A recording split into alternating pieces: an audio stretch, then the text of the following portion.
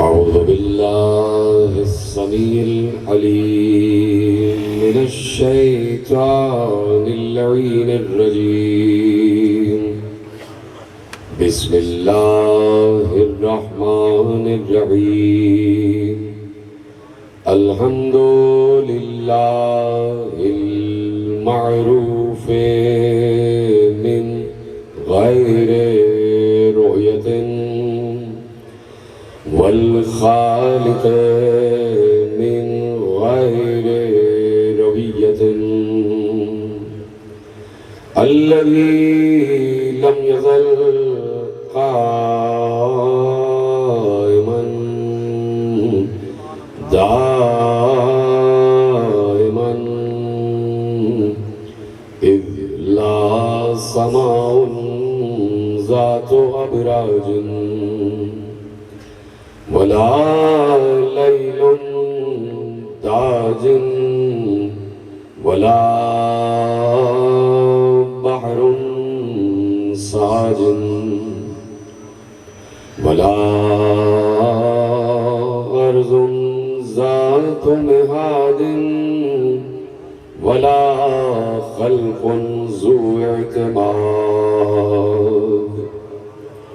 والصلاة والسلام والتحية والإكرام على نبي الرحمة وخازن المغفرة وقائد الخير والبركة ومنقذ العباد من الهلكة سيدنا ومولانا أبي القاسم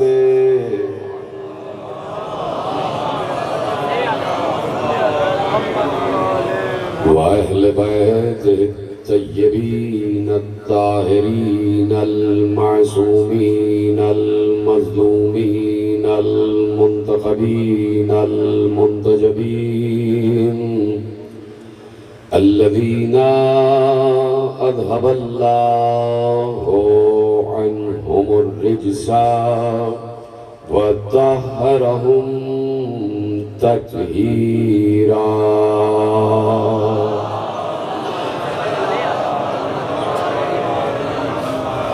أما بعد فقد قال الله سبحانه وتعالى في محكم كتابه المجيد وفرقانه الحميد وقوله الحق. بسم الله الرحمن الرحيم. ذلك فضل الله يؤتيه من يشاء والله ذو الفضل العظيم. صلوات محمد.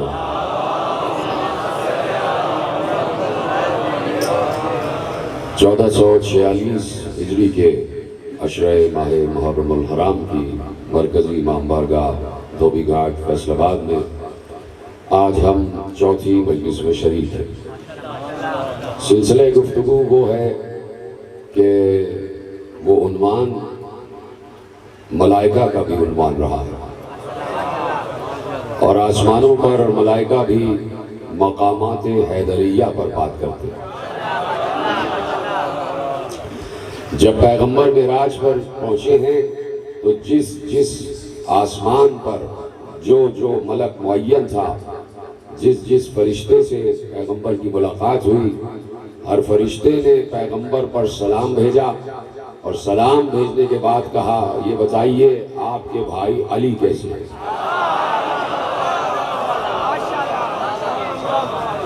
تو یہ وہ مقام ہے کہ جہاں انسان کی عقل حیران رہ جاتی ہے، جہاں شعور انسانی دم توڑ جاتا ہے، جہاں انسان یقین کی منزلوں پر آگے بڑھ کر سلمان بن جاتا ہے، اور جہاں انسان بہکنے پر آ جائے تو نشیری بن جاتا ہے.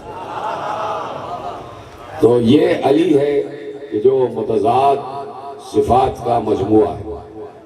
اگر ایسا نہ ہوتا تو سب یہ کہتے کہ علی ہمیں سمجھ میں آ گیا، علی کسی کی سمجھ میں نہیں آئی۔ اور یہ منصوبہ قدرت تھا کہ ایک علی ایسا رکھا جائے۔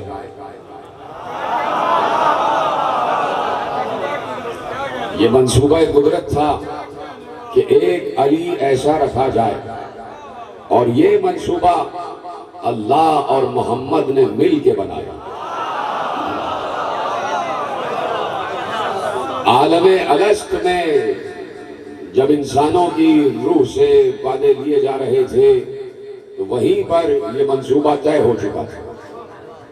اور جملہ عرض کر دوں اگر آپ تک پہنچ جائے، میں نے ابھی کہا کہ اللہ اور محمد کا یہ الہی منصوبہ تھا کہ ایک ہستی ایسی رکھی جائے انسانوں میں، تو گویا اللہ اور محمد کی آسمانوں میں ایک شورا قائم ہوئی۔ اگر ایسی شورا ہو تو ایسی شورا ہمیں قبول ہے۔ اور اللہ و محمد کے اس منصوبے میں یہ بات اس لیے رکھی گئی کہ ایک ہستی کو رکھا جائے کہ جو ہستی مجموعہ فضائل ہو، جس کو اتنے فضائل دیے جائیں کہ جہاں پر پچھلی کتابوں میں توریت ہے، زبور ہے، انجیل ہے، اور پچھلے صحیفہ آسمانی ہیں، تو وہاں پر جناب عزیر سے متعلق، جناب موسیٰ سے متعلق، جناب عیسیٰ سے متعلق، جناب ابراہیم سے متعلق، جناب نوح کا طوفان، جناب آدم کا علم، اور آدم سے لے کے عیسیٰ تک سب انبیاء کے معجزات درج ہیں، اور صرف انبیاء ہی کے نہیں، انبیاء کے اوصیاء کے بھی معجزات درج ہیں۔ صرف یہ نہیں کہ انبیاء صاحب معجزہ تھے، انبیاء کے جو وسیع گزرے وہ بھی صاحب معجزہ رہے ہیں۔ تو اب جہاں توریت و انجیل میں لکھ دیا گیا کہ وہ فضائل، وہ کمالات، وہ معجزات کہ جو انبیاء بنی اسرائیل کو عطا ہوئے، اس کے بعد بنی اسرائیل اور یہودیوں نے اور نصرانیوں نے اپنے اپنے عقیدے بنائے، اور عقیدے اس حوالے سے بنائے، کہا کہ موسیٰ کے پاس معجزات، عزیر کے پاس معجزات، عیسیٰ کے پاس معجزات، تو انہوں نے کہا کہ اتنے معجزات والا تو اللہ کا بیٹا ہی ہو سکتا ہے۔ بڑی تمہیدی منزلیں ہیں اور بہت اہم ترین گفتگو آپ کے حوالے۔ انہوں نے کہا اتنے معجزات والا تو اللہ کا بیٹا ہو سکتا ہے۔ عزیر صاحب معجزہ رہے تو یہودیوں نے کہا عزیر اتنا بڑا معجزہ لے کے آئے ہیں تو وہ اللہ کا بیٹا ہی ہو سکتا ہے۔ جناب عیسیٰ صاحب معجزات رہے تو عیسائیوں نے کہا کہ بھئی اتنا صاحب معجزہ کوئی انسان نہیں ہو سکتا، وہ اللہ کا بیٹا ہی ہو سکتا ہے، یا تو اللہ ہوگا یا اللہ کا بیٹا ہوگا۔ تو اللہ فضائل دے رہا تھا، اللہ معجزات دے رہا تھا، اور لوگ ان معجزات کو دیکھ دیکھ کر اپنے اپنے عقیدے بنا رہے تھے۔ توجہ ہے؟ لوگ ان معجزات کو دیکھ کر اپنے اپنے عقیدے بنا رہے تھے۔ سب نے کہہ دیا کہ عزیر اللہ کا بیٹا ہے، سب نے کہہ دیا کہ عیسیٰ اللہ کا بیٹا ہے۔ تو اب پوچھا گیا کہ بھئی کس بات پر اللہ کا بیٹا کہا گیا؟ کہا بھئی جو مردہ کو زندہ کر دے وہ اللہ کا بیٹا، جو بیماروں کو شفا یاب کر دے وہ اللہ کا بیٹا، جو نابیناؤں کو بینائی دے دے وہ اللہ کا بیٹا، جو آگ بجھا دے وہ اللہ کا بیٹا، جو پانی میں رستہ بنا دے وہ اللہ کا بیٹا، جو بارش برسا دے وہ اللہ کا بیٹا، جس کے حکم پر فاصلے طے ہو جائیں وہ اللہ کا بیٹا۔ کہ یہ سارے معجزات ہمارے نبیوں کے واسطے تو ہمارے نبی اللہ کے بیٹے بن گئے۔ تو ایک بار طے ہو گیا تھا منصوبہ قدرت میں کہ ہم ایسی ہستی کو بھیجیں گے کہ جس کے پاس آدم کا بھی معجزہ ہوگا، جس کے پاس نوح کا بھی معجزہ ہوگا، جس کے پاس ابراہیم کا بھی معجزہ ہوگا، جس کے پاس موسیٰ کا بھی معجزہ ہوگا، جس کے پاس عیسیٰ کا بھی معجزہ ہوگا، اور وہ یہ سارے معجزے لے کر آئے گا، وہ دنیا میں مردوں کو زندہ بھی کرے گا، وہ دنیا میں نابیناؤں کو بینائی بھی دے گا، وہ دنیا میں بیماروں کو شفا یاب بھی کرے گا، وہ دنیا میں ٹھوکر مار کے مردوں کو زندہ کرے گا، وہ چشم زدن میں سینکڑوں میل کے فاصلے طے کرے گا، وہ اشارہ کرے گا تو بادل برسنے لگ جائیں گے، وہ اشارہ کرے گا تو ہوا چلنے لگ جائے گی، وہ اشارہ کرے گا تو پانی میں راستہ بن جائے گا۔ اور جیسے ہی یہ معجزات دیکھ کر کسی کی یہ جرأت ہو کہ وہ علی کو خدا یا خدا کا بیٹا کہے، تو علی ایک دم سجدے میں سر رکھ کر کہیں گے کہ اللہ اللہ ہے، بندہ بندہ ہے۔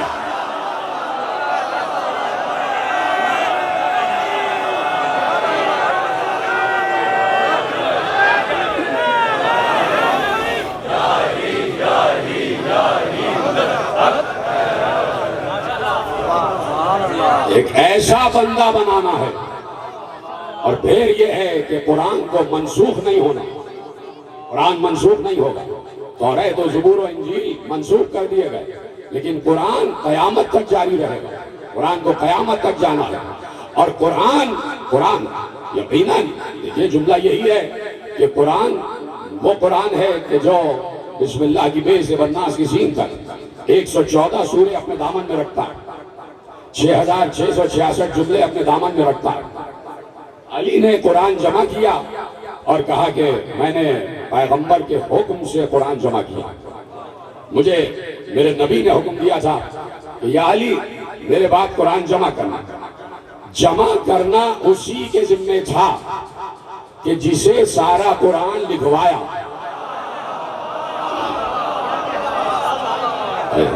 جمع کرنا اسی کے ذمہ تھا کہ جسے سارا قرآن لکھوایا، جمع کرنا اسی کا حق تھا کہ جس نے ساری آیتیں اترتے ہوئے دیکھی بھی، سنی بھی اور سونگھی بھی، جس نے ساری آیتیں اترتے ہوئے محسوس کہ جو پیغمبر کے ساتھ غار حرا میں بھی موجود ہے، پہلی وحی سے لے کر آخری وحی تک علی نے ایک دفعہ بھی نبی کا ساتھ چھوڑا نہیں۔ پہلی وحی سے آخری وحی تک ایک لمحے کے لیے علی نے نبی کا ساتھ نہیں چھوڑا۔ تو علی نے کہا یہ میں قرآن لے آیا ہوں، میں نے عہد کر لیا تھا کہ اس وقت تک دوش پر ابا نہیں ڈالوں گا جب تک نبی کا پڑھایا ہوا قرآن جمع نہ کر لوں۔ اور اب میں نے قرآن جمع کر لیا، یہ لو میں قرآن لے آیا۔ اس میں صرف آیتیں نہیں، آیتوں کی تفسیر بھی ہے، آیتوں کی تعبیر بھی ہے، وجہ تسمیہ بھی ہے، شان نزول بھی ہے، پس منظر بھی ہے، پیش منظر بھی ہے، آیت کے اترنے کی جگہ کا ذکر بھی ہے، مخاطب بھی ہے، مخاطب بھی ہے، آیت کا مخاطب بھی ہے، آیت کا مخاطب بھی ہے۔ پہاڑ پر اتری، میں نے اس میں لکھ دیا ہے۔ کون سی آیت جبل پر اتری، اس میں لکھ دیا ہے۔ کون سی آیت پیغمبر پر اس وقت اتری جب پیغمبر مسلح پر تھے، اس میں لکھ دیا ہے۔ کون سی آیت اس وقت اتری جب رسول سواری پر تھے، لکھ دیا ہے۔ کون سی آیت اس وقت اتری جب رسول جنگ میں تھے، میں نے لکھ دیا۔ جنگ والی تو ساری آیتیں علی ہی کو معلوم تھی کہ کون سی دوران جنگ اتری، اس لیے کہ علی کبھی جنگ سے تشریف نہیں لے گئے۔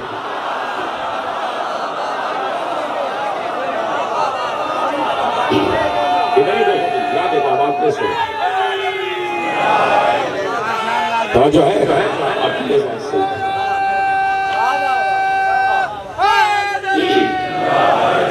ہے تو ہر آیت جو پیغمبر پر اتر رہی تھی، ہر آیت کا شاہد ہے علی، ہر آیت کا شاہد ہے علی۔ تو علی وہ ہے کہ جسے پیغمبر نے قرآن لکھوایا۔ پتہ نہیں جملہ کیسے پہنچے گا۔ علی وہ ہے کہ جسے پیغمبر نے قرآن لکھوایا۔ کوئی بھی آیت اتر رہی ہے تو علی لکھو، علی لکھتے جا رہے ہیں، علی لکھتے جا رہے ہیں۔ صلح حدیبیہ تو یاد ہے، صلح کا معاہدہ علی نے لکھا، تو جو آیتیں لکھے گا وہی روایتیں بھی لکھے گا. ذرا سا میرا گلا آج خستہ ہے تو آپ اس سے متاثر نہ ہوئیے گا. مجھے لگتا ہے کہ مجمع گلے سے متاثر ہو جاتا ہے, ایک دم چپ ہو جاتے, سناٹے میں آ جاتا ہے. گلے کو نہ دیکھیں آپ, میرے گلے کو دیکھیں کہ جو میں تاریخ اسلام کے گلے کر رہا ہوں. آپ سنتے جائیں جو میں کہہ رہا ہوں اور آپ کی آواز پہنچتی جائے. کہیں میری آواز شکستہ ہو جائے اس سے آپ متاثر نہ ہوئیے گا. بس آپ میرے جملوں پر غور کریں, میری فکر پر غور کریں, جو میں نظریہ دے رہا ہوں اس پر غور کریں. تو علی ہر آیت کا کاتب ہے, ہر آیت کا کاتب ہے, کتابت کرنے والا علی. اس لیے پیغمبر کہہ کے گئے کہ علی قرآن جمع کروا.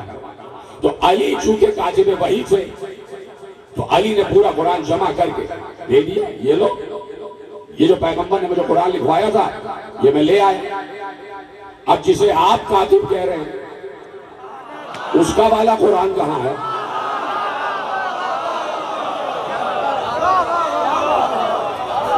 تو بھائی علی قرآن کی ایک ایک آیت کا کاتب.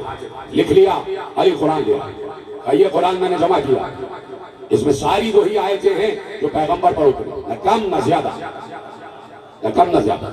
ہاں صرف اس میں یہ ہے کہ اس میں تفسیر بھی موجود ہے, اس میں تعبیر بھی موجود ہے, اس میں شان نزول بھی موجود ہے, اس میں وجہ تسمیہ بھی موجود ہے, اس میں ہر آیت کا مصداق بھی موجود ہے, اس میں ہر آیت کا مخاطب و مخاطب بھی موجود ہے. تفسیر کے ساتھ قرآن لایا کہ ہمیں آپ کا قرآن نہیں چاہیے, ہمیں آپ کا قرآن نہیں چاہیے.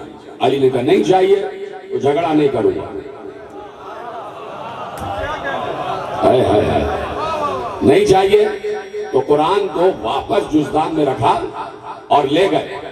کہا کہ نہیں چاہیے تو نہیں چاہیے, لیکن یہ بات طے ہے جب آخری بیٹا آئے گا تو یہ قرآن لے کے آئے گا. جب آخری علی آئے گا تو یہ قرآن سب دیکھو گے. باقی علی نے کوئی جھگڑا نہیں, کوئی اختلاف نہیں. کیوں نہیں کیا اختلاف, کیوں نہیں کیا؟ ڈٹ جاتے کہ نہیں میں رسول کا وصی ہوں. تم سب کو غدیر یاد ہے, تم سب کو غدیر یاد ہے, میں رسول کا وصی ہوں. تم سب نے دیکھا کہ میں آیتیں لکھتا تھا.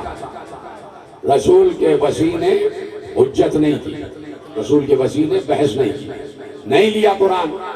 ایک لفظ کہہ دیا تھا ہمیں آپ کا قرآن نہیں چاہیے.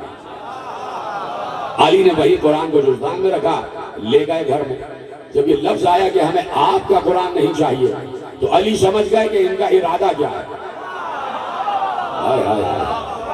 جیسے انجیل کے 3 نسخے ہو گئے, یہ لوقا کی انجیل ہے, یہ متی کی انجیل ہے, یہ یوحنا کی انجیل ہے, یہ یوحنا کی انجیل, یہ لوقا کی انجیل, یہ متی کی انجیل. علی سمجھ گئے ان کا پلان یہی ہے, اگر میں اس وقت ڈٹ گیا کہ میرا لکھا ہوا قرآن ہی چلے گا تو علی چاہتے تھے کہ قرآن ایک ہی رہے, قیامت تک قرآن میں اختلاف نہ ہو. نہیں تو یہ ہو جائے گا کہ یہ علی کا قرآن ہے, یہ ابو بکر کا قرآن ہے, یہ عمر کا قرآن ہے, یہ عثمان کا قرآن ہے.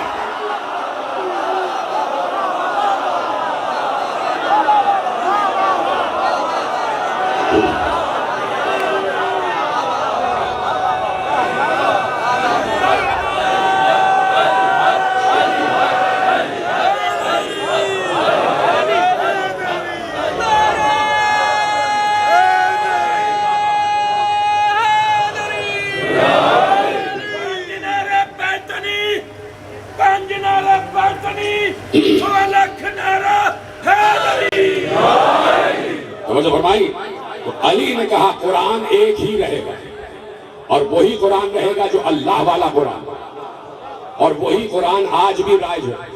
کوئی اختلاف نہیں ہے قرآن پر. ہم قرآن میں تحریف کے بالکل قائل نہیں ہیں. جو قرآن قلب رسول پر نازل ہوا صرف ترتیب کے اختلاف کے ساتھ وہی جاری اور ساری, اور اس میں سلام ہے ذات علی پر کہ علی نے امت کو اختلاف سے بچا لیا. کہ اختلاف قرآن کی تحریر پر نہیں ہوگا, قرآن کی تعویل پر ہو جائے تو ہو جائے, قرآن کی تنزیل پر نہیں ہوگا. حالانکہ تنزیل پر بھی اختلاف ہوا تھا, تنزیل قرآن پر بھی اختلاف ہوا تھا. اور تنزیل قرآن پر اختلاف ہوا کافروں سے، مشرکوں سے، وہ قرآن کے خلاف تھے، وہ قرآن کی تنزیل کے خلاف تھے، تو پیغمبر نے یہ مسئلہ بھی حل کر دیا۔ جملہ لے جاؤ، تاریخی جملہ جو پیغمبر کا جملہ ہے اور حدیث رسول ہے، سارے اصحاب کی موجودگی میں ایک بار پیغمبر نے علی کو مخاطب کر کے کہا، یا علی، میں ان کافروں اور مشرکوں سے جیسے تنزیل قرآن پر لڑ رہا ہوں، ویسے ہی تمہیں منافقوں سے تعویل قرآن پر لڑنا ہوگا۔ میں تنزیل قرآن پر جنگ کر رہا ہوں، تم تعویل قرآن پر جنگ کرو۔ اب جو ہے تو اس لیے صاحب معجزہ بنا کر بھیجا تاکہ عیسائیت کی بھی تردید ہو جائے، تاکہ یہودیت کی بھی تردید ہو جائے، کہیں سے بھی یہ تصور نہ اٹھے کہ کوئی اللہ کا بیٹا ہو سکتا ہے، کوئی اللہ کا بیٹا ہو سکتا ہے۔ ارے علی تو خود اپنے آپ کو اللہ نہیں ہونے دے رہے، علی تو اس کے خلاف ہے کہ کوئی علی کو اللہ مانے، یہ بھی ہمارے عقائد میں سے نہیں ہے۔ نصیری عقیدہ شیعہ عقیدہ نہیں ہے، نصیری عقیدہ شیعہ عقیدہ نہیں ہے، صوفی عقیدہ شیعہ عقیدہ نہیں ہے۔ یہ جہاں پر بھی آپ دیکھیں کہ نام شیعیت پر، نام حسینیت پر بے تکی باتیں آپ کو نظر آ جائیں تو ہر چیز کو شیعیت میں آپ نفی نہ کریں۔ شیعیت جسے کہتے ہیں وہ علویت ہے، وہ محمدیت ہے، بڑی ستھری اور صاف ہے، بڑی نکھری ہوئی ہے شیعیت۔ شیعہ ہونا کوئی معمولی بات نہیں ہے، شیعہ کہتے ہی اسے ہیں، شیعہ کہتے ہی اسے ہیں کہ جن میں کا اول ابراہیم تھا۔ ان من شیعۃ الی ابراہیم، قرآن میں سورہ 7 پہ کہہ دیا کہ ابراہیم شیعوں میں سے تھا۔ تو شیعہ ہونا بہت بڑی بات ہے۔ الٹے سیدھے عقائد جب دیکھتے ہیں تو عالم اسلام ہنسنے لگ جاتا ہے، یہ بھی شیعت ہے، یہ بھی شیعت ہے۔ شیعت اس چیز کا نام نہیں ہے۔ کہیں آپ نے دیکھ لیا بڑے بڑے لمبے لمبے بال اچھل کود کر رہے ہیں، کمال ڈالا ہوا ہے، اے شیعہ۔ شیعت وہ ہے کہ جو آپ اس وقت دیکھ رہے ہیں۔ شیعت نام ہے، نام ہے حصول علم کا، شیعت نام ہے تشہیر علم کا، شیعت نام ہے اتحاد بین الامت کا، شیعیت نام ہے رد افتراق کا، شیعیت نام ہے حسینیت کا۔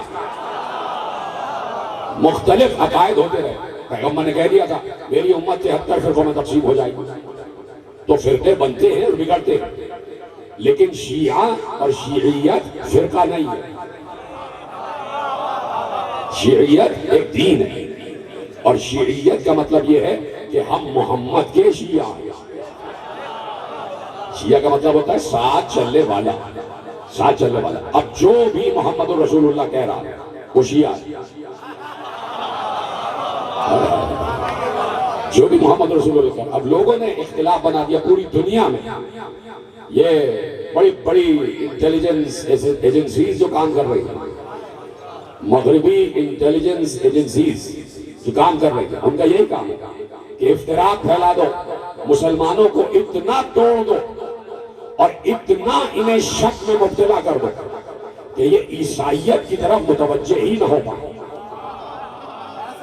کہ عیسائیت نے کتنا نقصان پہنچایا ہے الوہیت کو،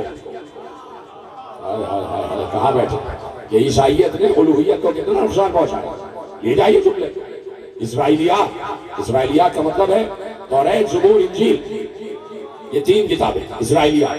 ان میں یہ تو تینوں کتابیں منسوخ ہو گئی نا، اس لیے کہ امت نے اپنے ہاتھ میں لے لی، تو تینوں کتابوں کو منسوخ کر دیا۔ اب اس میں کیا کیا خرافات، وہ خرافات جو اسرائیلیات میں لکھے ہوئے ہیں، ان میں سے ایک یہ ہے کہ جناب عیسیٰ، میرے پاس الفاظ نہیں ہے کون سے الفاظ میں انتخاب کروں، کہ تقدس نبی برقرار رہ جائے، نبی کا تقدس برقرار رہ جائے۔ کہ لکھا ہے اسرائیلیات میں کہ جناب عیسیٰ ایک ایسی عورت کے پاس سر پر تیل لگوانے گئے کہ جو بازاری تھی، یہ بھی لکھا ہوا ہے کہ جناب موسیٰ دریا میں اترے غسل کرنے کے لیے کپڑے ان کے کنارے پر رکھے ہوئے تھے. ایک پتھر آیا اور جناب موسیٰ کے سارے کپڑے لے کے بھاگ گیا اور جناب موسیٰ دریا سے باہر آ گئے. اب کس عالم میں آئے یہ بتانا ضروری نہیں، سب سمجھنا. یہ سب اسرائیلیات کے خرافات ہیں جو لکھے ہوئے ہیں. توجہ ہے، ایسے ہی بہت سے خرافات ہیں جو لکھے ہوئے ہیں. ان سب کی تصحیح کی علی نے. علی نکل جاتے تھے مدرسوں میں، مسجدوں میں، اور جہاں جہاں قرآن کی تعلیم دی جاتی تھی یا جہاں جہاں عیسائی آبادیاں تھیں، اور علی جا کے کہتے تھے خبردار آدم کی شان میں کوئی گستاخی نہ ہو، نوح کی شان میں کوئی گستاخی نہ ہو، ابراہیم اور موسیٰ اور عیسیٰ کی شان میں کوئی گستاخی نہ ہو. تو جو ان کی شان میں گستاخی برداشت نہیں کر سکتا وہ فخر آدم کی شان میں کیسے کرے گا، وہ فخر عیسیٰ کی شان میں کیسے کرے گا. تو علی نے ادب انبیاء سکھایا اور بتایا کہ شان انبیاء کیا ہے. علی جلال میں آ جاتے تھے کہ جب بھی قرآن کے خلاف کوئی بات ہو جائے، جب بھی قرآن کے خلاف کوئی بات ہو جائے. ایسی ہی اسرائیلیات کی خرافات میں سے ایک روایت جو چل پڑی اور مسلمانوں تک آ گئی، مسلمانوں تک آ گئی. تو ارشاد ہوا سورہ میں کہ اللہ نے ارشاد فرمایا سورہ مبارکہ کے ساتھ کہ جناب سلیمان، توجہ ہے بہت تیزی سے مجھے سفر آگے کرنا ہے. کل کی بھی روایت کامل نہیں ہو پائی تھی، اگر موقع ہوگا تو کل کی روایت کامل کر دوں گا، لیکن مجھے موضوع کو لے کے آگے بڑھنا کہ جناب سلیمان، ملک سلیمان، سلیمان کا ملک، کہ ایسا ملک ہم نے بعد سلیمان کسی کو نہیں دیا. بعد سلیمان ہم نے ایسا ملک کسی کو نہیں دیا. جناب سلیمان اور ایک بار کھڑے ہوئے ہیں اور ملاحظہ فرما رہے ہیں. 1000 گھوڑے جناب سلیمان کے سامنے سے گزرے، 1000 گھوڑے جناب سلیمان کے سامنے سے گزارے گئے، اور گھوڑے بھی اعلیٰ ترین نسلوں کے. کیوں چپ ہو گئے؟ سبحان اللہ کہتے رہا کریں. اس سے ذرا سی مجھے غارت بھی مل جاتی ہے، ذرا سی انرجی بھی آ جاتی ہے جب آپ بولتے ہیں. تو میرا گلا شکستہ ہے، خستہ ہے، تو آپ ذرا سا بولتے رہا کریں، سبحان اللہ ضرور کہتے رہا کریں، تاکہ مجھے ہمت آتی رہے اور میں باتیں آگے آپ کو پہنچاتا رہوں. گھوڑے جناب سلیمان کے سامنے سے گزارے گا. سلیمان بادشاہ ہے اور اللہ کا بنایا ہوا بادشاہ، ملا کا نہیں، کسی جمہور سے بنایا ہوا نہیں، کسی ڈیموکریسی سے بنایا ہوا نہیں، کسی لوٹ مار سے بنا ہوا بادشاہ نہیں، کسی کرپشن سے بنا ہوا بادشاہ نہیں. یہ کرپشن والوں کو یہ پتہ نہیں ہے کہ یہ جو ہم نے کمایا یہ ہمارا نہیں ہے. کیا لطف کیا آتا ہوگا، مزہ کیا آتا ہوگا دوسرے کے پیسے پر عیش کرنا. مزہ کیا آتا ہوگا، مزہ تو یہ ہے خود کماؤ اور اس پر حظ طبیعت اٹھاؤ. تب مزہ ہے اس روٹی کا جو اپنے ہاتھ سے کما کے کھائی جائے. اسی لیے علی کھیتی باڑی کرتے تھے. ارے علی کے پاس ملک سلیمان نہیں تھا، علی کے پاس ملک خدا تھا. اس کے باوجود علی کھیتوں کو پانی دیتے تھے، اپنے دست و بازو سے روٹی کماتے تھے، اور اس سے کبھی قرض لے کر، کبھی ادھار لے کر، اور کبھی پیسہ کماتے تھے، اور اس سے روٹی، چاہے 2 ہی روٹی کیوں نہ ہو، پورا گھر سکون سے کھاتا تھا. چوتھی روٹی کھا کر فخر کرنے والا علی. تو کسی کرپشن سے سلیمان بادشاہ نہیں بنے تھے، کسی لوٹ مار سے سلیمان بادشاہ نہیں بنے تھے. اللہ نے بادشاہت دی تھی، وہ بادشاہ جو بادشاہوں کا بادشاہ ہے، اس نے سلیمان کو بادشاہت دی. اب ایسا بادشاہ، ایسا گرینڈر، ایسا تجھ کو احتشام، ایسا روب و دبدبا، ایسا تخت، ایسے درباری، ایسی کابینہ، ایسی رعایا اور ایسا بادشاہ، بلند قامت بادشاہ، لگتا تھا کہ بادشاہ ہے. آج جناب سلیمان بھی خوش ہو جائیں گے. لگتا تھا کہ بادشاہ، سر سے پاؤں تک بلند قامت، زلف بل کھاتی ہوئی، بہترین قبا پہنی ہوئی، اس پر عبا اوڑھی ہوئی، اور نالین زیب پا، سر پر امامہ، تاج نبوت. اور ایسے میں کہا لاؤ گھوڑوں کو لاؤ. گھوڑے جناب سلیمان کے سامنے سے گزرے. اللہ نے کہا اِذْ عُرِضَ عَلَيْهِ بِالْعَشِيِّ الصَّافِنَاتُ الْجِيَادُ، جب اس کے سامنے سے بہترین نسل کے گھوڑے گزارے گئے. سورہ سات جب سلیمان کے سامنے سے بہترین نسل کے گھوڑے گزارے گئے کہ جنہیں جیاد کہتے تھے. گھوڑوں کی ایک نسل کا نام ہے جیاد، جنہیں صافنات الجیاد کہتے ہیں، جو جناب سلیمان کے سامنے سے گزارے گئے. گھوڑوں کی اعلیٰ ترین نسل ہے جنہیں جیاد کہتے ہیں. اور بھی پیغمبر کے پاس گھوڑے میں ایک لفظ زور دے کے اس لیے کچھ لوگوں کے ہاتھ اٹھ رہے ہیں، وہ سمجھ گئے کہ میں کیا کہنا چاہ رہا ہوں. کچھ گھوڑے پیغمبر کے پاس تھے جو ان کو عبد المطلب سے وراثت میں ملے تھے. یہ کس نے کہہ دیا کہ نبی نہ وارث ہوتا ہے نہ وارث بناتا ہے؟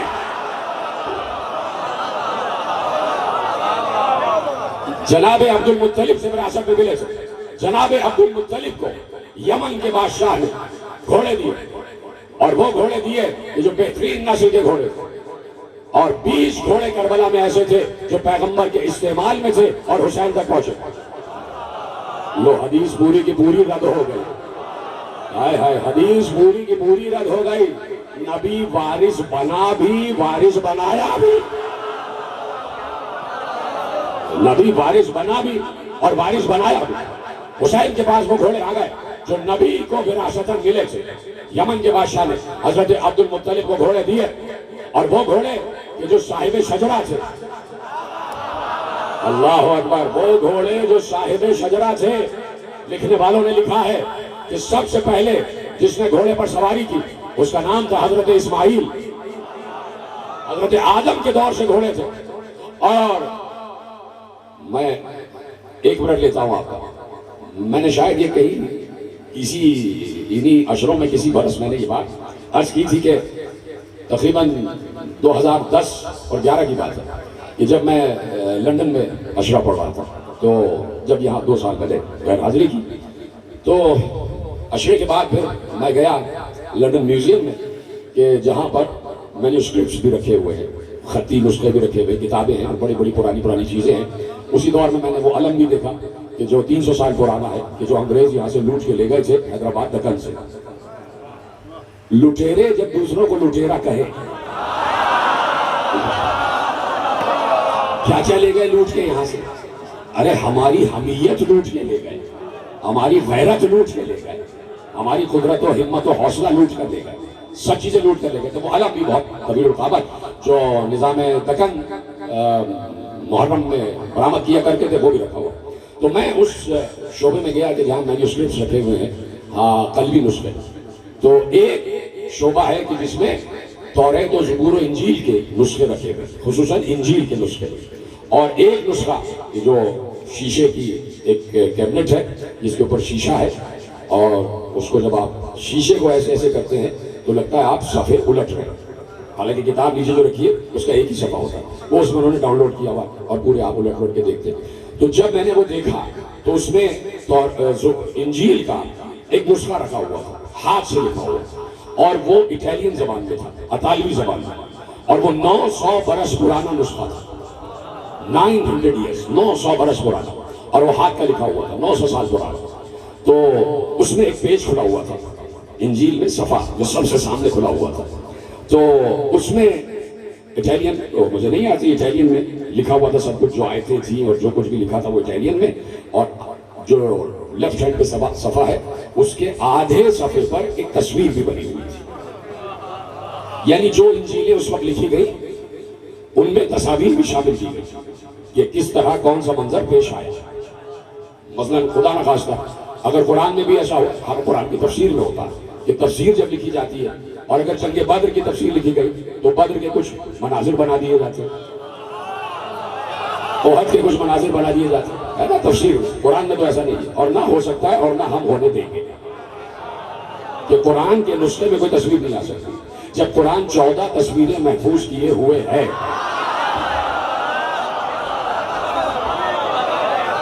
تو میں نے وہ تصویر دیکھی، اس میں یعنی یقیناً موضوع یہی تھا کہ انجیل نازل ہو رہی.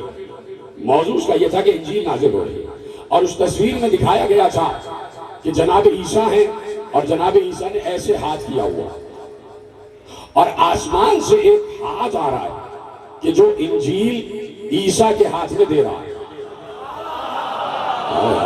آسمان سے ایک ہاتھ آ رہا ہے کہ جو عیسیٰ کے ہاتھ میں انجیل دے رہا ہے. میرے ساتھ میرے دوست بھی موجود تھے. میں نے مسکرا کر کہا اسی کو ید اللہ کا تصور کہتے ہیں.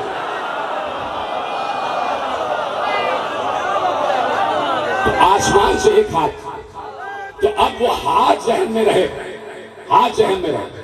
جو اسرائیلیات ہیں ان میں یہ لکھا ہوا ہے کہ اللہ نے جب گھوڑے کو خلق کرنے کا ارادہ کیا, یہ انجیل میں لکھا ہوا ہے. انجیل کے ایک سفر کی آیت آپ کے حوالے کرتا ہوں. ایک چیپٹر ہے جس میں لکھا ہے کہ اللہ نے جب گھوڑے کو خلق کرنے کا ارادہ کیا تو اللہ نے ہوا سے کہا آ جا. اللہ نے ہوا سے کہا آ جا, میرے سامنے حاضر ہو جا. ہوا حاضر ہوئی. اللہ نے اپنے ہاتھ کی مٹھی میں ہوا کو لیا. جو سمجھ گئے ان کو سلام ہے, جو نہیں سمجھے ان کے لیے دعا. بھائی یہ انجیل ہے, ہمارا عقیدہ نہیں ہے. کہ اللہ نے اپنے ہاتھ کی مٹھی میں ہوا کو لیا, اور جب ہوا کو لیا تو اس ہوا سے کہا کن ہو جا. تو وہ ہوا گھوڑا بن گئی. ہوا گھوڑے میں تبدیل ہو گئی. اس لیے گھوڑے کی جو تخلیق ہوئی ہے, اس تخلیق کی پہلی مخلوق کا نام ہے راہ. اسی راہ سے ہے ریاح. ریاح کا مطلب ہے ہوائیں. کہاں بیٹھے, کیا جب گھوڑا تخلیق ہوا ہے تو دست خدا نے اپنی مٹھی میں ہوا کو لیا. ہوا کو کہتے ہیں راہ, اور اس راہ سے کہا کن, وہ راہ گھوڑا بن گیا. تو گھوڑے کی تخلیق کلمہ کن سے ہوئی, کلمہ کن سے ہوئی. اور اللہ نے گھوڑے کو تخلیق کیا. حضرت آدم کے دور میں بھی ایک مخلوق تھی گھوڑے کی طرح کی, جو ادھر ادھر دوڑا کرتی. جناب اسماعیل نے سب سے پہلے گھوڑے پر سواری کی, گھوڑے کو قابو کیا, گھوڑے کو قابو کیا. تو جناب اسماعیل کے پاس جو گھوڑا تھا اس کا نام بھی راہ تھا. راہ اس گھوڑے کا نام. اس راہ کا بیٹا تھا ری. اس ری کے بچے کا نام تھا میمون. اس میمون کے بچے کا نام تھا موج. اس موج کے بچے کا نام تھا الکفا. اس الکفا کے بچے کا نام تھا الجنا. اس الجنا کے بچے کا نام تھا بطال. اس بطال کے بچے کا نام تھا قابل. اس قابل کے بچے کا نام تھا زاد الراکب. اس زاد الراکب کے بچے کا نام تھا لیزوب. اس لیزوب کے بچے کا نام تھا عقاب. اور یہ عقاب علی اکبر کے پاس تھا.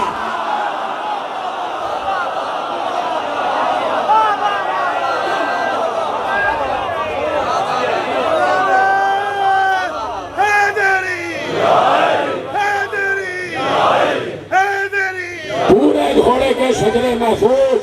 پیغمبر کے پاس وہ گھوڑے آئے جن کے شجرے بھی اچھے تھے.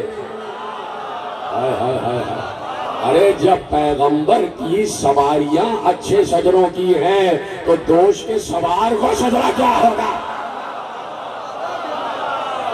پیغمبر تو شجرے والی سواریاں پسند کرتے تھے, بغیر شجرے کی تو سواری بھی پسند نہیں کرتے تھے. بغیر شجرے کی تو سواری بھی پسند نہیں کرتے تھے. میرے ساتویں امام سے ایک شخص منہ در منہ ہو گیا. اس کا نام تھا نقیع انصاری. نقیع وہ والا نہیں, نون قاف یہ عین, عین پہ ختم ہو رہا ہے. نقیع انصاری پیغمبر کا وارث. ساتواں امام دربار سے باہر آئے تو یہ چل گیا. یہ دربار میں گئے تھے, ان کو اتنی عزت مل گئی اور مجھے کوئی عزت نہیں ملتی. تو اس نے کہا کہ آپ کون ہیں, آپ کون ہیں, آپ کا نام کیا. کہا کہ میں اتنا جانتا ہوں کہ میرا شجرہ تو بہت عظیم ہے, میرا شجرہ تو بہت اعلیٰ ہے. کیا نام تھا اس کا؟ نقیع انصاری. نقیع انصاری. تو پیغمبر کے بیٹے نے, ساتھ بیٹے نے کہا میرا شجرہ تو بہت اعلیٰ ہے. میں اتنا جانتا ہوں کہ جب تمہارے آبا و اجداد جنگ بدر میں آئے تھے تو کافروں نے بھی تمہارے شجرے کو تسلیم نہیں کیا تھا, اور پیغمبر سے کہا تھا اے محمد ہمارے برابر کا کوئی بھیجو. اے محمد ہمارے برابر کا کوئی بھیجو. تو پیغمبر شجروں والے گھوڑے رکھتے تھے, اور پیغمبر کے پاس شجروں والی سواریاں موجود تھی. گھوڑوں سے بہت محبت کرتے تھے.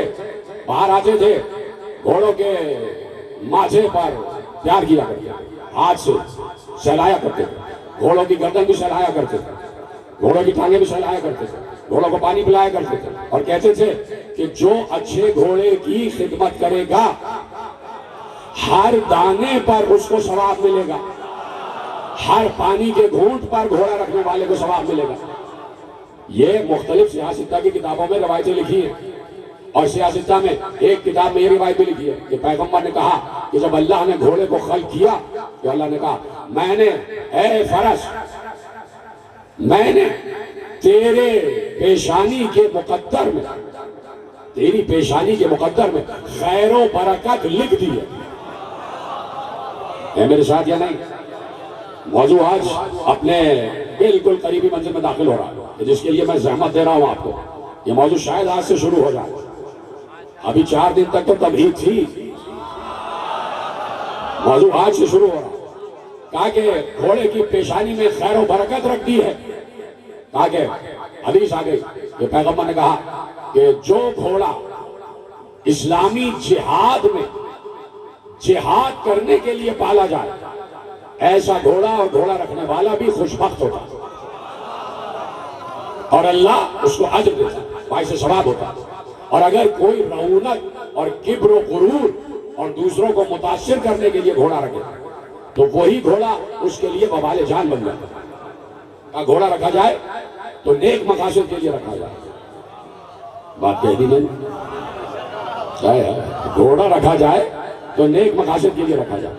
پیغمبر کے پاس گھوڑے تھے اور پیغمبر نے گھوڑوں کی پہچان بتائی۔ دیکھو 2 گھوڑے کی قسمیں ایسی ہیں جو مسعود ہیں، نیک بخت، اور 2 گھوڑوں کی قسمیں ایسی ہیں جو منحوس ہیں۔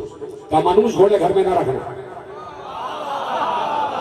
جو منحوس گھوڑوں کو نہیں پسند کرتا وہ منحوس انسانوں کو کیا پسند کرے؟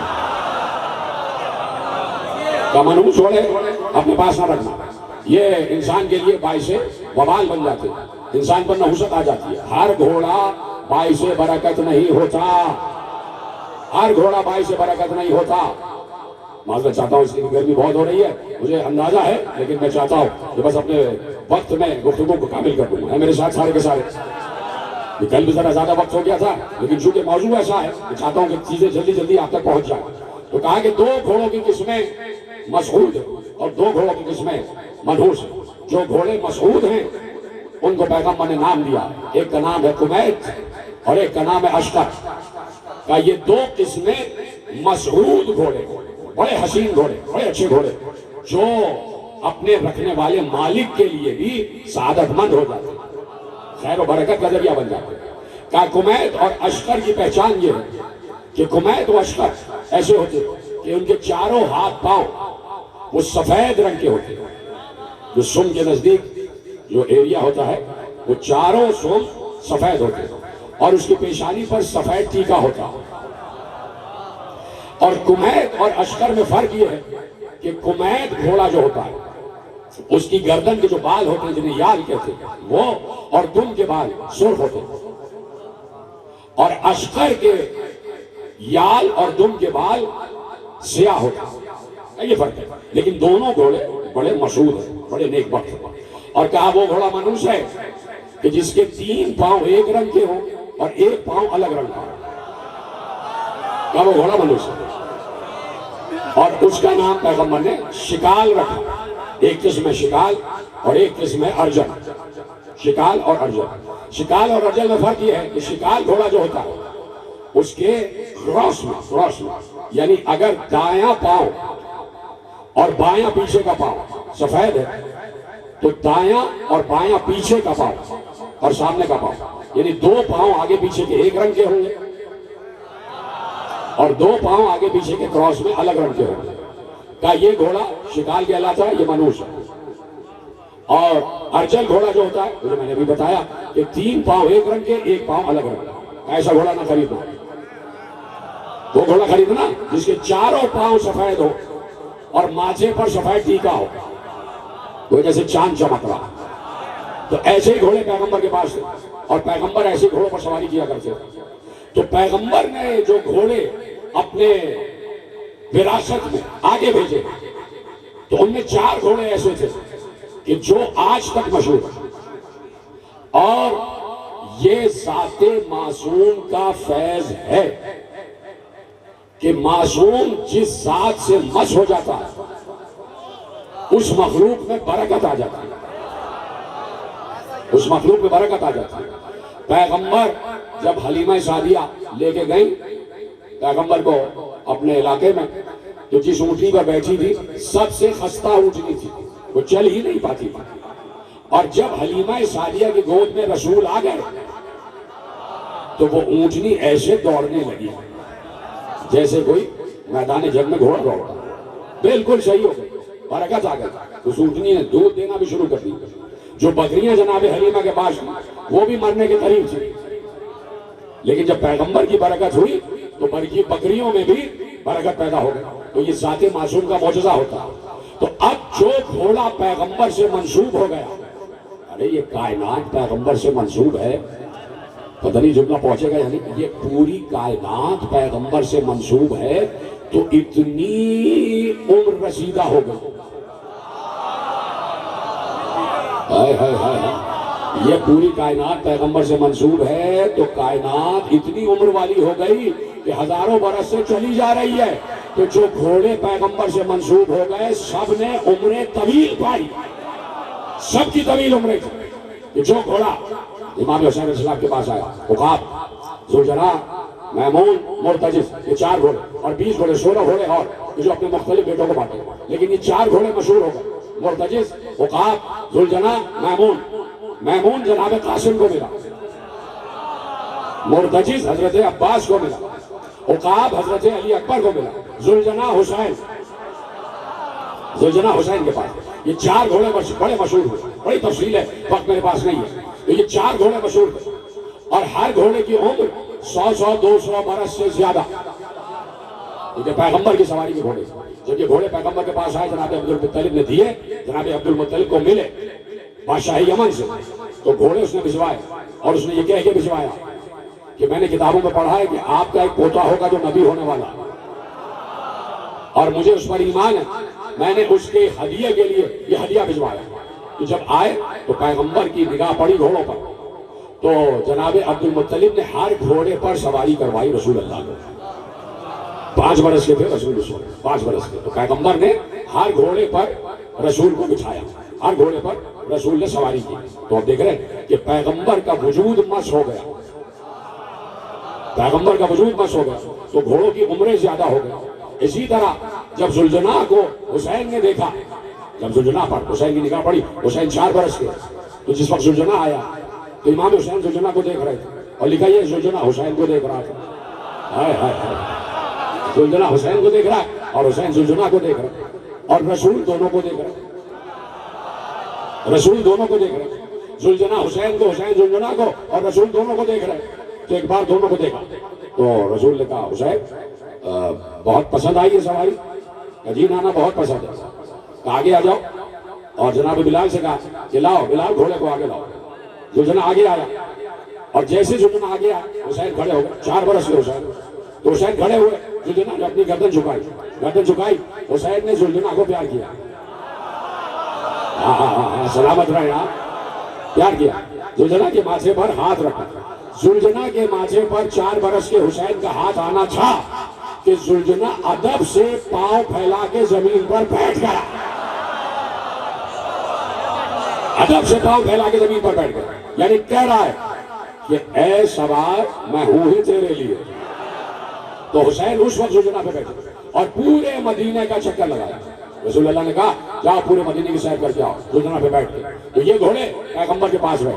ایک پیغمبر کے پاس ایک سواری تھی کہ جسے آپ خچر کہتے ہیں، اور وہ دراز گوش کہلاتا ہے، جس کے کان لمبے ہوتے ہیں، جسے خچر کہتے ہیں۔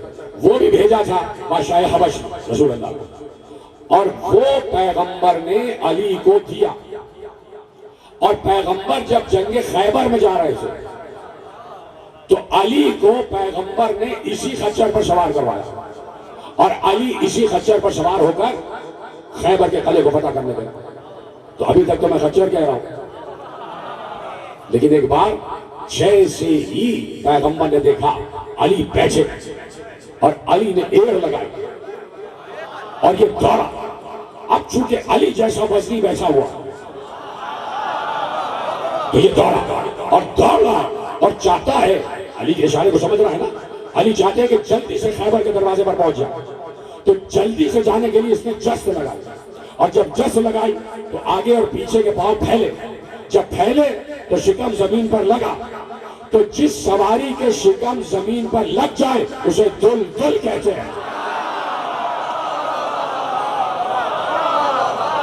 تو پیغمبر نے نام دیا یہ دل دل ہے۔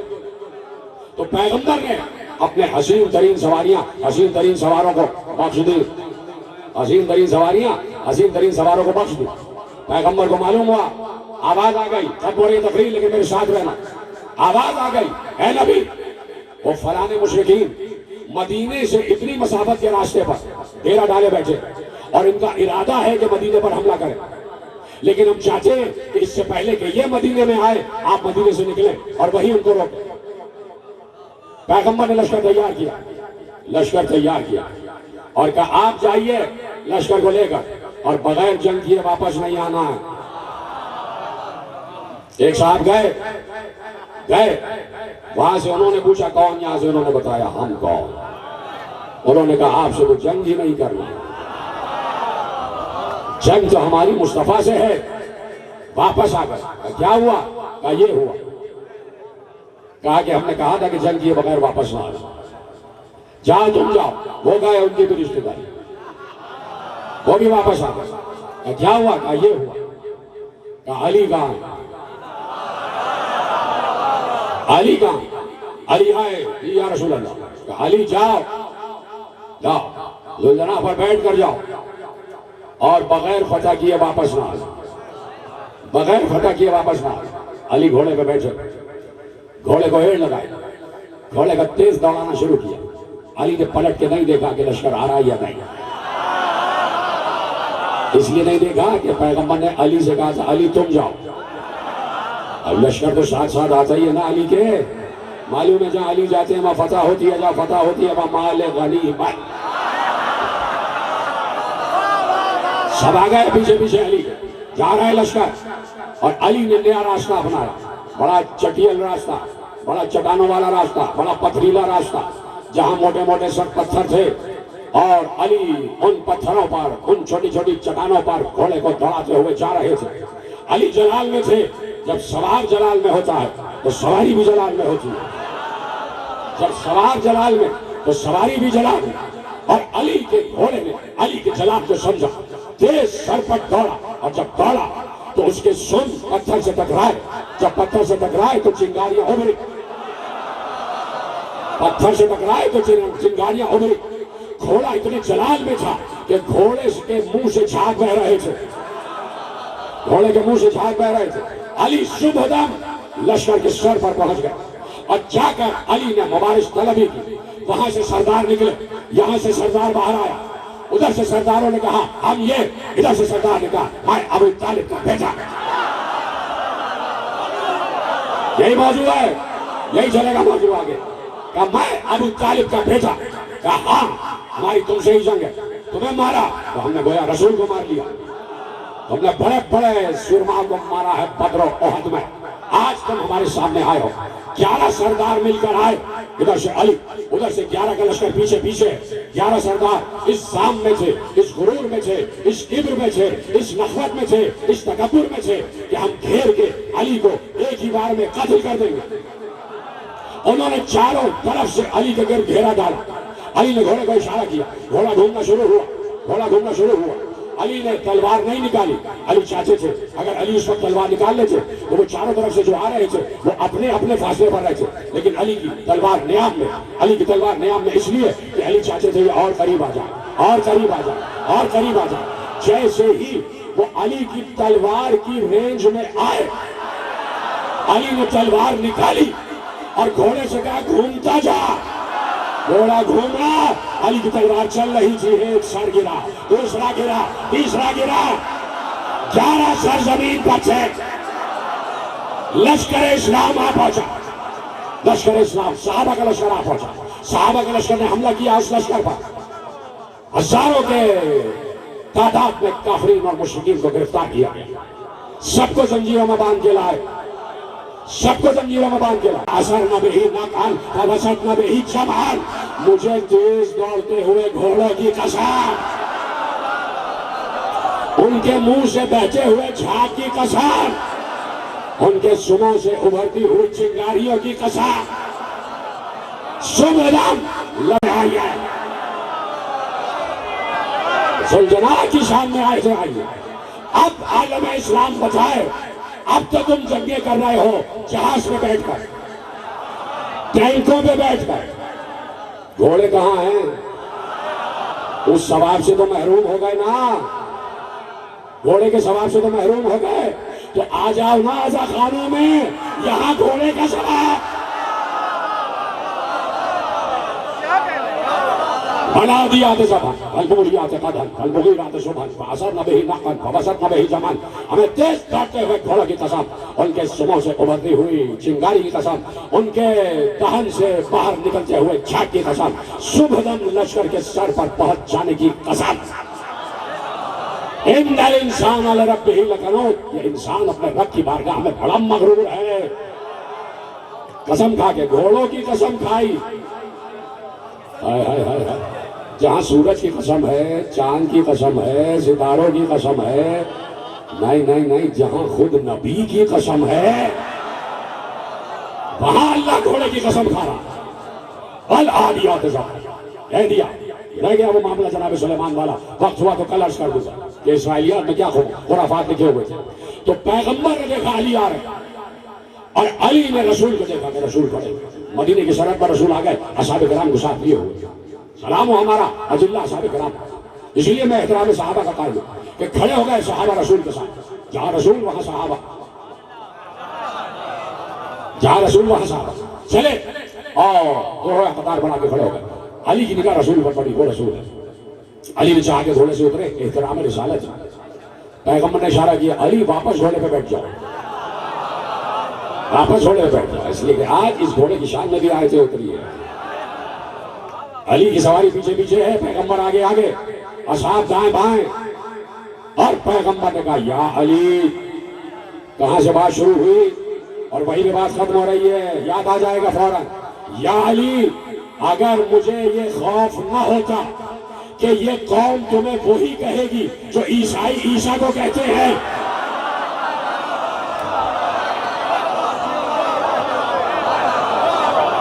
تو میں تمہارے وقت فضائل بیان کرتا کہ یہ سب تمہارے قدموں کی خاک اٹھا اٹھا کر اپنی آنکھوں سے لگا رہے ہو۔ یہ علی کہ جس نے فضائل کے سمندر کتابوں میں لکھوا دیا، اور اس علی کا ایک جاباز سپاہی ہے جس کا نام ہے مسلم، علی سے سیکھے ہیں انہوں نے جنگ عباس میں، مسلم میں حسن و حسین، محمد حنفیہ، عبداللہ ابن جعفر، عون ابن جعفر، یہ سب علی کے شاگرد، شیر بے شہ شجاعت، میدان جنگ کے ایسے سوار کہ دیکھ لیں تو انسانوں کو موت یاد آ جائے، ایسے سے بات۔ کل میں نے عرض کیا کہ مسلم دارالامارہ کی چھت پر سلامت رہائے کہنے والا، میں اس کے لیے فیصلہ آباد کے مجمع کا اقرار کرتا ہوں کہ آپ ایک بات کو سمجھتے ہیں، اور آپ نے یہ حق ادا کیا ہے کہ جیسے ہی میں مصائب کا پہلا جملہ کہتا ہوں آپ ہائے ضرور کہتے ہیں، یہ آپ کا خاصہ ہے۔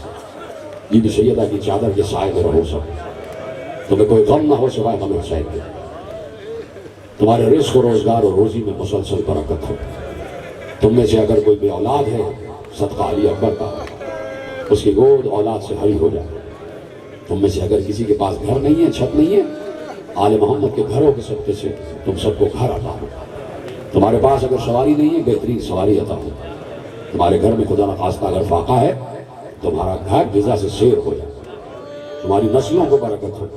میں دیکھتا ہوں نا کہ کس طریقے سے رو رہے ہوتے ہو، کیا کروں میں بھی زین العابدین کی اولاد ہوں، اسی زین العابدین کی اولاد جس میں کربلا برپا ہوتے ہوئے دیکھیے، جس نے دیکھا ہے کہ کربلا میں کیا ہوا، اور جو اتنا مجبور کر دیا گیا کہ باپ کی نصرت نہ کر سکا، اس لیے کہ امامت کو اسے لے کے آگے بڑھنا تھا. اور حسین نے کہہ دیا تھا بیٹا تمہارا جہاد تو مجھ سے بھی بڑا ہے, تمہیں تو مجھ سے بھی بڑی جنگ لڑنا ہے.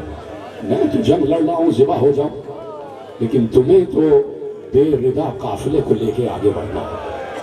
تمہیں تو میرا پیغام پوری گلی میں پہنچانا ہے, پوری گلی گلی تک پہنچانا ہے, پورے شہروں تک, پوری دنیا تک پہنچانا ہے. تو میں دیکھتا ہوں نا کہ کیسے رو رہے ہیں, تو اندر سے رو رہا ہوتا ہوں. میں دیکھتا ہوں نوجوان رو رہے ہیں, آنکھوں سے آنسو بہ رہے ہیں. خدا تمہیں ہر بلا اور آفت ناگہانی سے محفوظ رکھے. خدا اس شہر کو بھی پرامن رکھے, شیعہ سنی میں ہمیشہ اتحاد رہے. میرے عزیزوں یہ کربلا سب سے بڑا اتحاد کا سمبل ہے, سب سے بڑا اتحاد کا استعارہ ہے کہ حسین اور مسلم دارالعمارہ کی چھت پر ہے. چھت سے دیکھا کہ نیچے بازار سجا ہوا ہے. مسلم کے ہاتھ بندھے ہوئے تھے اور مسلم کے پورے جسم سے خون بہ رہا تھا. مسلم نے جلاد سے کہا رک جا, میں ذرا ان کوفے والوں سے کچھ بات کرنا چاہتا ہوں. دارالعمارہ کی چھت اس سے بھی اونچی اور اس پر مسلم کو بٹھایا گیا تھا. اور جب نیچے دیکھا تو مسلم کی نظر میں پورا بازار کوفہ تھا, پورا بازار. مسلم نے دیکھا بڑی چہل پہل ہے, بڑی چہل پہل ہے, لوگ عیدیں منا رہے ہیں. تو مسلم نے یہی کہا اے اہل کوفہ کل عید مناؤ گے؟ عید قربان ہے, 10 ذی الحجہ ہے, عید مناؤ گے؟ بڑی تیاریاں کر رہے ہو, بچوں کے نئے کپڑے خرید رہے ہو, تمہاری گودیوں میں ننھے ننھے بچے ہیں. بس یہ خیال کرنا کہ میرے ساتھ بھی 2 بچے آئے تھے, وہ راستے میں مجھ سے بچھڑ گئے ہیں, کوئی پائے تو انہیں مدینے کا راستہ بتا دے, ان کو ان کی ماں تک پہنچا دینا. مسلم نے یہ وصیت کی تھی کوفے والوں کو. لیکن کوفے والوں نے کیا کیا یہ تو تمہیں پتا ہی ہے کہ مسلم کے بچے چھوٹے چھوٹے جو بابا کے ساتھ مدینے سے مکے سے چلے کوفے تک آ گئے. مسلم کو معلوم ہے کہ کیا ہونے والا. ایک گھر میں بچوں کو بچھا دیا, عانی ابن عروہ کے گھر کے بالکل برابر ایک گھر, وہاں بچوں کو امانتاً رکھ دیا. مسلم جنگ میں مصروف ہو گئے. بچوں کو کیا پتا کہ باہر کیا ہو رہا ہے, بچوں کو کیا معلوم کہ بابا ذبح کر دیے گئے, بچوں کو کیا معلوم کہ بابا کا تن اقدس کوفے کی گلیوں میں گھسیٹا جا رہا ہے. اجرکم اللہ. مسلم کا جسم, بے سر جسم کوفے کی گلیوں میں گھسیٹا جا رہا تھا. بچے پتھر مار رہے تھے, بچے پتھر مار رہے تھے اور رسیوں میں باندھ کر مسلم کے جسم کو کوفے کی گلیوں میں گھسیٹا جا رہا تھا. بچے سہمے ہوئے بیٹھے ہیں, نہ معلوم بابا کا کیا عالم ہے. اب تک بابا ہمیں لینے نہیں آئے, قید ہو گئے بچے. تو وہی کوفہ تھا, وہی مسلم کے بچے سراسیمہ پریشان, حزن و ملال میں, خوف کی کیفیت میں ایک درخت پر جا کے بیٹھ گئے. نیچے تالاب بہ رہا تھا. کنیز آئی پانی بھرنے کے لیے, اس نے محسوس کیا درخت پہ کوئی بیٹھا ہے. اب جو آنکھ اٹھا کر دیکھا 2 پھوٹ سے بچے بیٹھے ہوئے تھے. کنیز کو رحم آیا, کہ نیچے آ جاؤ, گر جاؤ گے, چوٹ لگ جائے گی, بچوں نیچے آ جاؤ. بچے نیچے آئے. ایک بار بچوں سے پوچھا کون ہو؟ کہا کچھ کہے گی تو نہیں, ظلم تو نہیں کرے گی. بچے ہیں اور آل محمد کے بچے, کبھی جھوٹ نہیں بولتے. کہا ہم مسلم کے بچے ہیں, سفیر حسین. کنیز ایک دم حیران ہوئی, کہا میری مالکہ تو آل محمد کی چاہنے والی ہے, چلو مومنہ ہے وہ, میری مخدومہ مومنہ ہے, ہمیں پا کر بہت خوش ہوگی. بچے آ گئے, اپنی مالکہ سے تعارف کرایا, بی بی یہ دونوں مسلم کے بچے ہیں, ایک کا نام محمد ہے, ایک کا نام ابراہیم ہے. ابھی 2 ننھے ننھے تابوت برآمد ہوں گے, ایک تابوت میں محمد لکھا ہوگا, ایک میں ابراہیم لکھا ہوگا. جو جا چکے ہیں وہ مسیب تک پہنچ جائیں. وہ جو شہر ہے مسیب کہ جہاں دونوں بچوں کے روزے بنے ہوئے ہیں, دور سے روزے میں گنبد نظر آتے ہیں, سفید رنگ کے چاندی کی طرح چمکتے ہوئے گنبد. ان 2 گنبدوں کے نیچے 2 تربتیں ہیں, چھوٹی چھوٹی سی قبریں, جس میں مسلم کے چھوٹے چھوٹے سے بچے آج بھی فریاد کر رہے ہیں, آج بھی ہم اپنے ماں باپ سے دور ہی ہیں, آج بھی ماں باپ سے دور ہیں. بچوں کو جیسے ہی مومنہ نے دیکھا, ایک بار پیار کر کے کہتی ہے شہزادو مجھے یہ نہیں لگ رہا کہ میرے گھر مسلم کے بچے آئے ہیں, مجھے تو لگ رہا ہے میرے گھر فاطمہ کے بیٹے آئے ہیں, میرے گھر حسن اور حسین آ گئے. مومنہ نے بڑی خدمت کی، بچوں کو نہلایا دھلایا، کپڑے پہنا دیے، کھانا کھلا کے حجرے میں لٹا دیا۔ بچوں نے نماز پڑھی، حجرے میں لیٹ گئے، سوئے، اٹھے۔ ایک بار دونوں رونے لگے۔ جب رو رہے تھے اور باتیں کر رہے تھے، ایسے میں اس مومنہ کا داماد حارث داخل ہوا۔ اس نے حجرے سے رونے کی آواز سنی۔ اس نے اپنی ساس سے پوچھا کون ہے؟ کہا کوئی نہیں ہے۔ تو چونکہ نشے میں ہے تو تجھے ایسے ہی آوازیں آ رہی ہیں؟ کہا نہیں، مجھے آواز آ رہی ہے۔ تیزی سے دوڑتا ہوا حجرے کا دروازہ کھولا، ٹٹولتا ہوا آگے بڑھا۔ تاریخ تھا نا حجرہ، ٹٹولتا ہوا آگے بڑھا۔ دونوں شہزادوں کے سروں پر ہاتھ پڑا، گردنوں تک ہاتھ آیا۔ گردن پکڑ کر کہتا ہے کون ہو تم دونوں؟ کہا رسول کا واسطہ، ہمیں کچھ کہے گا تو نہیں؟ کہا رسول کا واسطہ۔ کہا سیدہ کا واسطہ ہے، علی کا واسطہ ہے؟ کہا ہاں۔ میں تمہیں کچھ نہیں کہوں گا، بتاؤ تم کون ہو؟ بچوں نے اسی قسم پر اعتماد کیا۔ کہا سن، ہم سفیر حسین کے بیٹے ہیں، ہم محمد ابراہیم ہیں، ہم مسلم کے بیٹے ہیں۔ جیسے ہی اس نے سنا کہا لگا کر کہتا ہے 3 دن سے تمہاری تلاش میں تھا، مجھے 2000 درہم چاہیے، حاکم سے ہدیہ چاہیے، اور میری سواری بھی تمہاری تلاش میں مر چکی ہے، تو میں تمہیں چھوڑوں گا نہیں۔ ایک بار دونوں بچوں کو باہر لایا، صحن میں لایا، لیکن روایت نے لکھا ہے لایا کیسے؟ دونوں کو بالوں سے پکڑ کر گھسیٹتا ہوا لایا، گھسیٹتا ہوا لایا۔ صحن کے بیچ میں ایک ستون سے دونوں بچوں کو باندھ دیا، اور رات بھر کبھی محمد کے رخسار پر تماچا، کبھی ابراہیم کے رخسار پر تماچا۔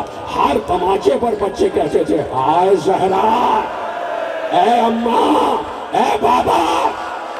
ہر تماچے پر بچے ماں اور باپ کو یاد کرتے تھے، ہر تماچے پر بچے زہرا و علی کو یاد کرتے تھے۔ صبح ہوئی، بچوں کو لے کر چلا، کہا تمہیں ذبح کروں گا، انعام زیادہ ملے گا۔ دونوں بچے سہل کے بیٹھ گئے، دریا کے کنارے لایا، ایک بار محمد کو لٹایا۔ ابراہیم کہتا ہے کہ میرے سامنے میرے بھائی کو ذبح نہ کر۔ ختم کر دوں کیا تقریر؟ تو آخری جملے ہیں، میں نے تم سے کہا کہ تمہیں زہرا دعائیں دیتی ہوں گی، کیسے گریا کرتے ہو؟ میں دیکھ رہا ہوں چاروں طرف گریا کن چہرے مجھے نظر آ رہے ہیں۔ خدا تمہیں چادر زہرا کے سائے میں رکھے۔ ابراہیم نے بڑے بھائی کے گلے پر گلا رکھ دیا کہ اے ظالم، میرے سامنے میرے بھائی کو ذبح نہ کر۔ اس نے ابراہیم کو دور پھینکا، بھائی کو دکھا کر بھائی کا گلا کاٹا گیا۔ خدا کسی پر یہ وقت نہ لائے، بھائی کو دکھا کر ہاں ہاں ہاں سر پہ ہاتھ مارو۔ یہ منظر ملائکہ کو بہت اچھا لگتا ہے، یہ منظر رسول اللہ کو بہت اچھا لگتا ہے جب تم سر پہ ہاتھ مارتے ہو۔ ایک بار ابراہیم کے سامنے محمد کا گلا کاٹا گیا، محمد کا گلا کاٹ کر سر کو ایک طرف رکھا۔ اس نے محمد کے جسم کو اٹھایا، اٹھا کر نہر میں پھینک دیا، اور ابراہیم یہ سب دیکھ رہا، چھوٹا بھائی دیکھ رہا کیا گزر رہی ہوگی۔ اور وہ جو محمد کا جسم تھا وہ دریا کی سطح پر رکا رہا، نہ آگے جاتا ہے نہ پیچھے، اور نہ دریا کی سطح میں اندر جاتا ہے۔ ایک بار ابراہیم کی طرف بڑھا، ابراہیم کو بھی بالوں سے پکڑا، زمین پر لٹایا، سینے پر زانو رکھا اور بچے کا گلا کاٹا۔ اس لیے روتے ہیں ہم مسلمانوں کہ کیا کیا عالم اسلام نے آل محمد کے ساتھ۔ بچے کے گلے کٹ گئے، اس کے جسم کو بھی اٹھایا، نہر میں پھینکا۔ روایت نے لکھا کہ جب تک ابراہیم کا جسم دریا میں نہ آ گیا، اس وقت تک محمد کا جسم بھی دریا میں پڑا رہا۔ اور جیسے ہی دونوں اجسام ملے، دونوں کٹے ہوئے سروں والے جسم ایک دوسرے سے لپٹ گئے اور دریا کی تہ میں آ گئے۔ یہ سروں کو لے کر چلا، دربار میں آیا، دربار میں آیا۔ حاکم نے کہا او ظالم، کس ماں کی گود اجاڑ کے آ گیا، کس ماں کی گود اجاڑ کے آ گیا؟ حاکم خوش ہو جا، یہ مسلم کے بچے ہیں۔ کہا میں نے تو گرفتار کرنے کا کہا تھا، تو نے ذبح کیوں کیا؟ میں انہیں زندہ چاہتا تھا، میں نے کہا تھا جو گرفتار کر کے لائے گا اسے میں انعام دوں گا، نہیں تو نے میرے حکم کی خلاف ورزی کی۔ بچوں کے سروں کو بھی لے لیا اور کہا حارث کو لے جاؤ، قتل کر دو اسے، جہاں اس نے بچوں کو مارا وہیں قتل کرو۔ اور کہا کوئی ہے ان بچوں کے سروں کو کوئی دھو کر لیا اور دھو کر لائے تو جہاں ان کے جسم ہیں وہیں ان کے سروں کو بھیجا جائے۔ آل محمد کا ایک چاہنے والا دربار میں تھا، اس نے کہا کہ مجھے دے دے، میں اپنے گھر لے کے جاتا ہوں۔ بچوں کے سروں کو لے کے گھر میں آیا، زوجہ سے کہا یہ مسلم کے بچے، یہ زہرا کے گھر والے ہیں جن کے گلے کٹ چکے ہیں۔ زوجہ رونے لگی، بچوں کے گلوں کو تشت میں رکھا، سر دھوتی جاتی تھی اور آواز دیتی جاتی تھی، اے کاش تمہاری ماں تمہیں اس عالم میں نہ دیکھے، کاش تمہاری ماں تمہیں اس عالم میں نہ دیکھے۔ ادھر حارث کو لے کر چلے، آخری جملے تقریر کے، حارث کو لے کر چلے، ادھر حارث کا گلا کاٹنے چلے تو ایک بار جلاد نے دیکھا کہ زمین پر کچھ خط کے نشانات ہیں۔ پوچھنے والے نے حارث سے پوچھا، ماتم کرو ماتم، حارث سے پوچھا یہ نشانات کیسے ہیں؟ حارث نے کہا میں بچوں کے گلے کاٹ رہا تھا، بچے زمین پر ایڑیاں لگا رہے تھے، آواز دے رہے تھے، اماں بچا